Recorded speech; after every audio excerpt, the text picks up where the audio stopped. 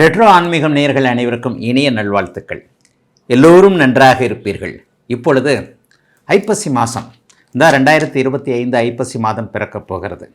12 ராசிக்காரர்கள், அதாவது மேஷம் முதல் மீனம் வரையிலான இந்த 12 ராசிக்காரர்களுக்கு ஒரு எதிர்பார்ப்பு இருக்கும். ஐயா, போன மாதம்தான் என்னை போட்டு தலைகளாக புரட்டி எடுத்துருச்சு, அதாவது புரட்டாசி என்னை புரட்டி எடுத்து விட்டது, இந்த ஐப்பசியாவது என்னை தூக்கி கொஞ்சம் சற்று நிமிர்த்துமா, ஏதாவது ஒரு நல்ல பலன்கள் நடக்குமா? பெருசாலாம் நான் அப்படிலாம் ஆசைப்படலைங்க. நான் ஒன்றும் அப்படி கோடீஸ்வரன் ஆகணும், ஆயிரக்கணக்கான கோடிகளை சம்பாதிக்கணும், அப்படி சம்பாதிக்கணும், இப்படி சம்பாதிக்கணும், அப்படிப்பட்ட காரில் போகணும், இப்படிப்பட்ட பங்களாவில் இருக்கணும்லாம் நான் எதிர்பார்க்கலைங்க. நான் எதிர்பார்ப்பதெல்லாம் ஒரு கௌரவமான, சந்தோஷமுள்ள, நிம்மதியான ஒரு கணவன், மனைவி, குழந்தைகள் அப்படின்னு ஒரு குடும்பம், ஓரளவிற்கு நல்ல விதமான அமைப்புகளை மட்டும்தான் நாங்கள் எதிர்பார்க்குறோம். பேராசையெல்லாம் படலைங்க. எப்படிப்பட்ட ஒரு எண்ணங்கள் உள்ள எங்களுக்காவது இது நல்லா இருக்குமான்ற ஒரு பெரிய எதிர்பார்ப்பு இப்போது நிறைய பேருக்கு இருக்கும். அதுவும் ரெட்ரோ ஆன்மீகம் சேனல் நேயர்கள் எல்லாருமே ஆன்மீகத்தில் ரொம்ப பெரிய ஈடுபாடு உள்ளவங்களாக வேறு இருப்பீங்க. அந்த கோயிலுக்கு போகலாமா, இந்த கோயிலுக்கு போகலாமான்ட்டு. உண்மையிலேயே ஜோதிடம் இந்த ஆன்மீகத்தை பற்றி சொல்வது என்ன? நீங்கள் எந்த கோவிலுக்கு போனாலும் இறையை வணங்கினால் மட்டுமே போதுமானது. எந்த ஒரு கோவிலாக இருந்தாலும் எல்லா இடத்துலையும் இருக்கிறது ஒரே மூலவன் தானே.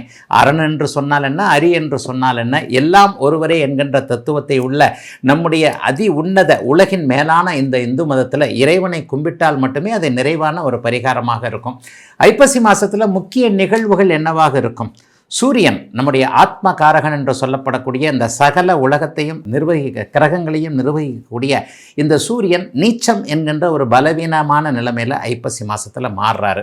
மாதம் மாறக்கூடிய கிரகம் இந்த சூரியன் தான். சூரியன் நீச்சமாவதும் இன்னொன்று ஒரு மிக முக்கியமான ஒன்று, அதிசாரம் என்கின்ற அமைப்பில் ஐப்பசி மாத ஆரம்பத்திலேயே முதல் வாரத்திலேயே குரு பகவான் உச்சமாகிறதும் இந்த இடத்துல ஒரு சிறப்பான நிகழ்வுகள். இதை வச்சு தான் ஐப்பசி மாதம் சாதகமற்ற பலன்கள் 12 ராசிக்காரர்களுக்கும் நடக்கும். இப்பொழுது மேஷம் முதல் மீனம் வரையிலான 12 ராசிக்காரர்களுக்கும் என்ன விதமான பலன்கள் நடக்கும் என்பதை தனித்தனியாக பார்க்கலாம்.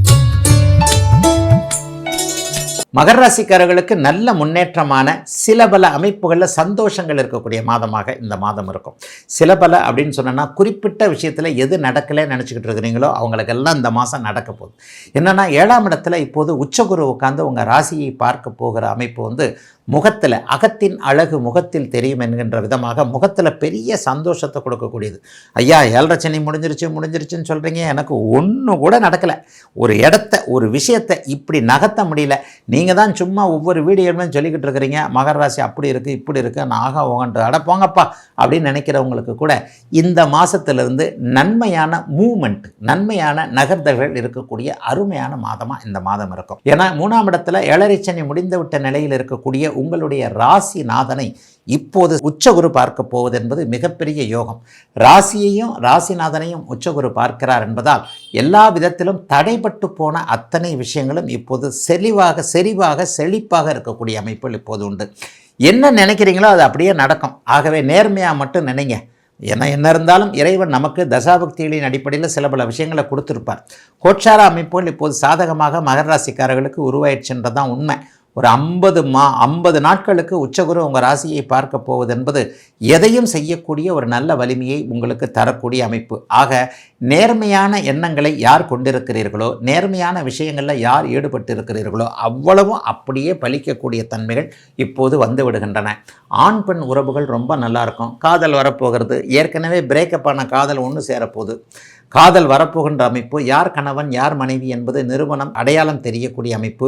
நினைத்தவரையே கல்யாணம் பண்ணக்கூடிய அமைப்பு. நினைச்சவரை கல்யாணம் பண்ணான்னா என்ன பண்ணணும்? அப்பா அம்மா ஒத்துக்கணும். இந்த அப்பா அம்மா ஒத்துக்காமல் இவ்வளோ நாள் கொஞ்சம் அப்படி இப்படின்னு இழுத்துக்கிட்டு இருந்தவங்க எல்லாருக்குமே தாய் தந்தையருடைய சம்மதம் கிடைக்கக்கூடிய அமைப்பு. வேலை, தொழில், வியாபாரம், விவசாயம் போன்ற அமைப்புகள்லாம் சிறப்பாக இருக்கக்கூடிய நிலைமை. பணம் சம்பாதிக்கிறதுக்கு நான் கொஞ்சம் ஏமாலிங்க, நான் ஒத்து வர மாட்டேங்க அப்படின்னு நினச்சிக்கிட்டு இருந்தவங்களுக்கெல்லாம் உங்களுக்கு தேடி வாய்ப்புகள், சந்தர்ப்பங்கள் அதன் மூலமாக பணம் சம்பாதிக்கக்கூடிய சில நிலைகள். வேலையை விட்டுட்டு தொழில் ஆரம்பிக்கலாம்ன்ற எண்ணங்கள் சிலருக்கு அதன் மூலமாக முன்னேற்றங்கள் இருக்கக்கூடிய தன்மைகள் என எல்லாம் நிறைவாக இருக்கக்கூடிய அமைப்புகள் இப்போது உண்டு. 11ஆம் இடத்துல வேற செவ்வாய் உட்காந்து குருவின் பார்வையில் இருக்கிறார். எதிர்ப்புகள் அப்படியே அடங்கக்கூடிய தன்மைகள் இப்போது இருக்கின்றன. யாரெல்லாம் உங்களை எதிரியாக நினைக்கிறாங்களோ அவங்கெல்லாம் கீழே போயிடுவாங்கன்றது இப்போதைக்கு ஜோதிடத்தில் உங்களுக்கு சொல்லக்கூடிய முக்கிய பலன். நீங்கள் யாரையும் எதிரியாக நினைக்க வேண்டாம். உங்களை யாருன்னா எதிரியாக நினைப்பாங்க இல்லையா? அப்படிப்பட்ட நபர்கள் உங்களின் மீது பொறாமை கொண்டு உங்களை கவிழ்க்க வேண்டும் அப்படின்னு பின்னாடி குழி வெட்டுறாங்கல்ல, அவ்வளவு பேரையும் உங்களுக்கு அடையாளம் காட்டக்கூடிய அமைப்பை பரம்பொருள் செய்யக்கூடிய மாதமாக இந்த ஐப்பசி மாதம் இருக்கும். 10ஆம் இடத்துல சூரியன் வலுத்திருப்பது மிகப்பெரிய யோகம். எல்லாம் தொட்டது தொடங்கக்கூடிய நல்ல மாதம் இந்த ஐப்பசி மாதம்.